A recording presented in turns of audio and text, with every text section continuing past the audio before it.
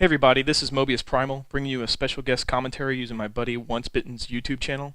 I follow OB's games on YouTube. I've been featured in a few as opponent, and occasionally I make a snide remark in the comments, usually about something that's cheesy or broken. But it's all good. Once Bitten's a good friend of mine.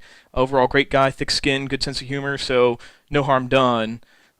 I saw his Bretonnian beauty pageant, and I got real jealous about showcasing my own Bretonnians, so I asked if I could hijack his channel for a post so all my art could be seen on the interwebs, and then everybody could downvote him into oblivion. So thankfully he agreed, so here's we are. Just a little background on me. I've been playing Warhammer for about 8 years, and been a Bretonnian for about 2. My other armies are Tomb Kings and Wood Elves. So I always said that if I got into a Bretonnian army, that all my knights would wear the same colors instead of a more traditional spectrum of colors, with different knights being different colors, like Once Bitten's army. My army's based on the theme from the video game Kingdom Hearts. I thought the Heartless emblem would make a great make a great look as heraldry, so I decided to use it for just that, and pretty much that drove my color scheme, and it also drove that all my characters carry keyblades as weapons. The keyblade is the weapon that the main character uses in the video game, so I thought it would make a cool addition to the theme. They're time-consuming to make, but they have a tendency to turn heads. So moving into my paladins, my BSB being the most commonly used character, I gave him the most commonly used keyblade, which is the Kingdom Key, the main weapon used in the game. He's typically kitted out with a reverse or a rerollable armor save and some sort of magic weapon just to give him a little punch.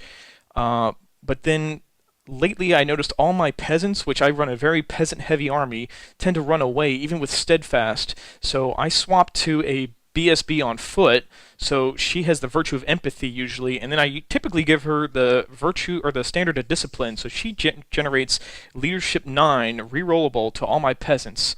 And she has the Earthshaker Keyblade, which is another one of the starter Keyblades from a different game in the franchise. But it typically doesn't do anything in game because she takes the magic standard, so she can't have a magic weapon. OB says she has a big nose, but that's just the camera talking there. She's actually quite pretty. The next character I have, actually the next 2 characters I have are interswitchable as paladins or lords, depending on what I want to fit them with. This guy's got the Sleeping Lion Keyblade. Most of the time I kit this guy with for durability and a consistent killing power. So thinking along the lines of like the Ogre Blade and the Dragon Helm and the Dawnstone. So he's a rerollable armor save knight that's strong in round 2. But one of the things that I've been put on from OB's games is giving these guys heroic killing blow, and I like to do that with the +2 attack sword. I think Sword of Fury or Bloodshed or something like that. So they have 6 attacks going in with heroic killing blow. This guy here, he's got the Fenrir Keyblade. I noticed that works really good against onesie monsters like hydras and giants and stuff like that, but if you go up against trolls, you typically kill a troll with heroic killing blow, get lucky and kill one, and then the other 5 trolls romp you and your knights. My next character is, this is actually a Pegasus Knight. This is a Green Knight conversion on the Griffin from the Isle of Blood set. He carries the Metal Chocobo Keyblade. This guy, I usually kit with the Crown of Command and some defensive options, and use him as a charge redirector, but it doesn't work too well because I can never seem to pass a stubborn check when I really need to. This final knight coming up here is is one I don't get to use very much anymore because the Hippogriff just isn't worth it. He carries the Oathkeeper Keyblade, and I really like this model, but he just doesn't see action because he's just so expensive, and his kit changes from time to time, but it typically revolves around like the Armor of Midnight because it makes him and his mount -1 to hit, which is really nice when the enemies fail that fear check, and now they're hitting you and your Hippogriff on 6s. Okay, so now we're moving into my mages. I have 3 mage models and then one monster for when they cast the transformation to Kadan. These are actually Reaper minis, which make really nice one-off character models, and they're super cheap compared to GW's models. OB says she's got a big nose too. I'm not seeing it. All I can see is what's under the nose there, if you catch my drift. My third mage coming up here, she rides on a horse, which I had a spare lion from a white lion kit lying around, and I thought it would make her stand out a little bit more. So she rides this. All my mages, I typically run one big mage in a game, and they're usually a Lore of Heavens or a Lore of Beast mage, but I'm about one game away from um, changing to Lore of Life because Dwellers Below evens the odds for all my weapon skill 2 troops better than any spell like Curse of Anrahir or Comet of Cassandora can do.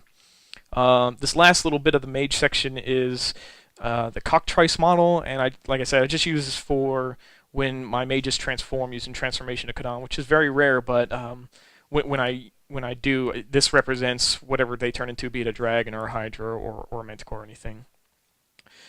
So now we're moving on into my knights. I need more of them. I don't like playing with unpainted models because I have a fully painted army. Um, so I only have blocks of 8 knights, and I typically run them with an extra character, and it's just not enough to get the job done. You really need to run your knights 12 strong. I have a couple conversions in my Knights of the Realm using questing knight models. Basically, it's just a head swap to give the guy a helmet because knights in my army aren't allowed to come to battle without their helmets being fully armored. So these guys are my Grail Knights, and they're the only models in the army that deviate from the red and blue color scheme. They bear the heraldry of the Nobody, which is a more tougher enemy from the Kingdom Hearts game. Um, and then we're on to my Pegasus Knights, which is a really cool unit. Each guy is mounted on a tree from the Warhammer's Tree set, or the rocks from the High Elf Dragon kit. And I did this to break up their altitude and angle of flight because Pegasus Knights are one of those notorious units that does not want to rank up. So I thought if I varied their height and angle that they would rank up well, but I kind of failed and they don't do it so much. But they still look cool, so I really like that unit. Getting into peasants, I love peasants. I typically go into battle with 140 or more models between men-at-arms, archers, mounted yeomen, relics, and trebuchets. It's kind of running gag for my army that you would rather be a low-ranking men-at-arm peasant than a high-ranking peasant yeoman because these guys die in almost every game that I've got. If they make it to turn 6, then something is going incredibly good for me. And I think we're gonna do Obi and I. We're gonna do a tutorial on how to use fast cavalry to get them killed, but to win games for the rest of your army. That might be coming out. He's shaking his head yes. So we might see that in the next video. I might guest commentate that one also. These guys are actually converted pistoliers. They're the top half of an archer, and then I gummed up their legs to make them look more Bretonnian-y because the pistolier legs are more armored. Everything else is pretty much bog standard box kit until you get to my relic unit, which I dub them the Honor Guard. The actual relic is a musician in a standard hauling a urn in behind him on a cart. And then the urn has got the ashes of Grail Knight. He must have been a big guy because that urn is pretty big. And it hauls his gear. He's got a little chest and a key and a sword and a helmet and a shield on there. And then that little bit that I've always wanted to use but could never find a use for, that little snail is there too. This is just a bunch of pieces that I had left over. I think it's from the Skaven Cannon kit, and there's like a little bit of Empire Wizard. That hourglass comes from the Empire Wizard kit, and then the actual Pilgrim models. I really do not like the sculpt that GW produces, not to mention that they are super hard on the pocket. So these are just men-at-arms with Knights of the Realm heads, and I pulled as many hand weapons I could get from the men-at-arms sprue, and I had to pull some left hand, right hand conversions near the end, and there's one guy running around with an arrow. You can see him in the front right. I was running out of hand weapons, so he's carrying an arrow around. Then we have these archers. I think point for point, the Bretonnian archer is probably one of the better ones in the game because they come with a free fence. So because of that, you get an obstacle benefit, and you're going to be able to outshoot most other shooters like elves and Empire. Maybe not so much dwarves, but it makes them a really good archer unit. Obi doesn't agree, but but I think they're good. And then my peasant hordes, they've got 2 units of 40, and they're pretty much just kind of standard horde units of peasants.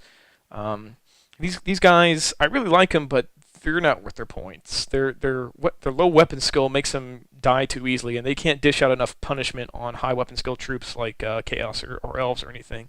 So even with the halberd, they're not worth it, but they're still fun to play with. And then of course, no Bretonnian army is complete without a trebuchet. Most aren't complete without two. I just have the one.